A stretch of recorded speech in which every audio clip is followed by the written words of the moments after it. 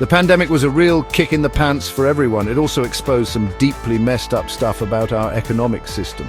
Suddenly, we were all talking about essential workers. These were the folks keeping the lights on, the shelves stocked and the hospitals running. But here's the thing, corporations saw an opportunity. They saw a chance to squeeze even more profit out of these essential workers. How? Well, that's what we're going to dive into. It's a story about greed, exploitation, and how the system is rigged against everyday people. Buckle up, folks, because it's about to get real.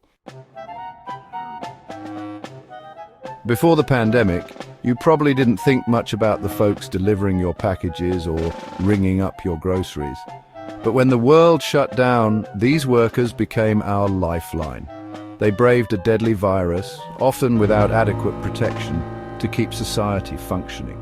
Meanwhile, corporate executives were safe at home, attending Zoom meetings in their pajamas. They praised essential workers as heroes. They called them essential for a reason. But behind the PR spin was a much uglier truth. Remember all that talk about essential workers being heroes? Yeah, that didn't translate into better pay or working conditions. In fact, many essential workers saw their wages stagnate or even decrease during the pandemic. Meanwhile, corporations were raking in record profits. They demanded more from their already overworked employees. Longer hours, larger workloads, fewer breaks, all in the name of keeping the economy going. It's enough to make you sick. As if exploiting essential workers wasn't enough, corporations also found a way to profit from the economic chaos of the pandemic. Enter interest rates. When the pandemic hit, central banks slashed interest rates to stimulate the economy. Sounds good, right? Not so fast. This move created a windfall for corporations. They could borrow money for practically nothing and use it to buy back their own stock, inflating their share prices. And guess who benefited from those soaring stock prices? Yep, the same corporate executives who were laying off workers and cutting wages. Section 5, stimulus checks, a corporate playground for data and control. Remember those stimulus checks the government sent out? They were supposed to help people make ends meet during tough times. A lifeline, right? Well, corporations saw them as something else entirely, a giant social experiment. They tracked how people spent their stimulus money. They used that data to tweak their pricing strategies, figure out what products were in high demand, and generally find new ways to squeeze every last penny out of consumers. It's enough to make you wonder who's really in control here. Section 6. Fighting back with your wallet, mindful spending and ethical choices.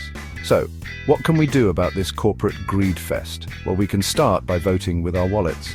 That means being more mindful about where we spend our money.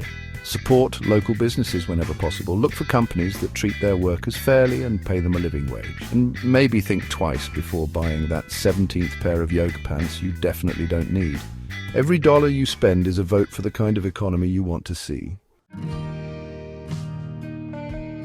Section 7, power in numbers, collective action and the demand for transparency. Individual choices matter, but let's be real. It's going to take more than that to level the playing field. We need to come together and demand better. That means joining boycotts of companies with shady labor practices. It means supporting organizations that are fighting for workers' rights. And it means demanding transparency from corporations about their supply chains, their environmental impact and their political spending, because sunlight, as they say, is the best disinfectant. Section 8, policy. The need for a leash on corporate greed. Of course, we can't forget about the role of government in all of this. We need stronger regulations to rein in corporate greed and protect workers. That means raising the minimum wage to a living wage. It means cracking down on wage theft and other forms of worker exploitation, and it means closing the loopholes that allow corporations to dodge taxes and stash their profits overseas. Section 9. Conclusion. A call to action for a fairer future. The pandemic may be over, but the fight for economic justice is far from finished. Corporations will continue to prioritize profits over people unless we stop them, but we have the power to create a more just and equitable society. It starts with understanding the systems that are rigged against us. It continues with making conscious choices about how we spend our money and who we support. And it culminates in demanding better from our elected officials. The time for complacency is over. Let's get to work.